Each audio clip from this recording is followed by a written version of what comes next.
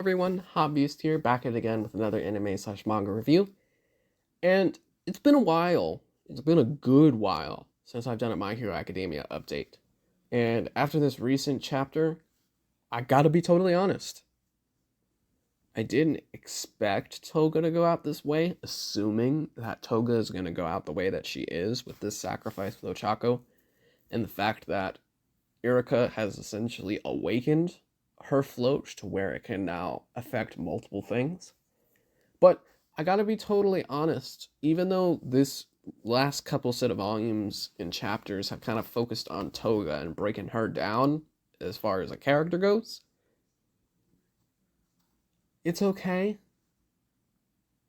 I mean, if I gotta be totally honest with myself, maybe there's this underlying feeling that I think that I'm kind of slipping and losing faith in my hero as a whole. This war's kind of dragged, and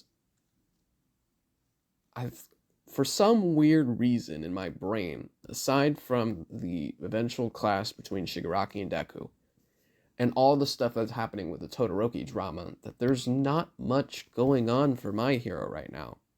Is it just me? Do you guys feel the same way? It's just that there's something that feels missing from what my hero used to be. I'm not planning on dropping the series anytime soon. No, don't get it twisted.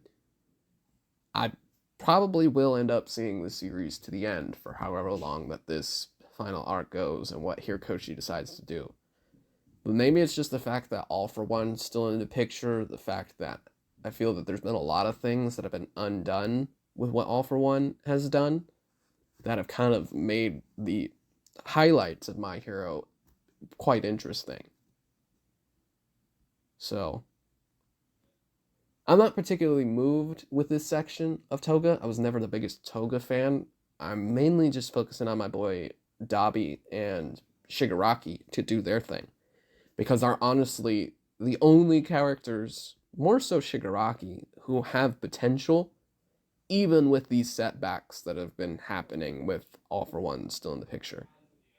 And the fact that Dabi is just more psychotic than he's ever been in his obsession of ending Endeavor. But hey, that's just my personal take on it. I think that I'm going to be optimistic. I'm going to get to a certain point before I really decide if I'm still going to keep going with my hero. I want to still see that clash between Shigaraki and Deku. But even with Deku, like, Deku's... Shoot, I don't even remember the last time that I've seen Deku inside of these last set of volumes. If I'm being particularly honest, it's been focusing on a lot on the side cast. Not that there's any problem with that, but I think that this particular sacrifice and Irika trying to redeem Toga, just, it feels a little forced. Am I getting that same impression for you guys? Like, we were on this mission not with Toga, but with Irika, that we were going to be focusing on what it means for her to be the one to help heroes when they're in trouble. Honestly, that was probably the most invested that I ever got with Araka, because even though she wasn't like the super badass of like Bakugo, Shoto, or Deku as the main three, she had a viable supporting role that I think could have been very greatly expounded upon. But for some reason, I get this underlying sense that we're kind of shifting further and further away from this message, which kind of sucks for her character. Last thing that I want is my hero to kind of go through this Naruto treatment to where all the side characters just get thrown in the background and kind of forgotten about. Because they had way more potential. I genuinely do believe that. But I don't know. We'll see where it goes. We'll see if Hirokoshi will exhaust my patience with this series, or if I'll be able to just hold on long enough to where it finally starts to get good again. We'll see. Other than that, leave your comments down below. Thank you guys so much for watching.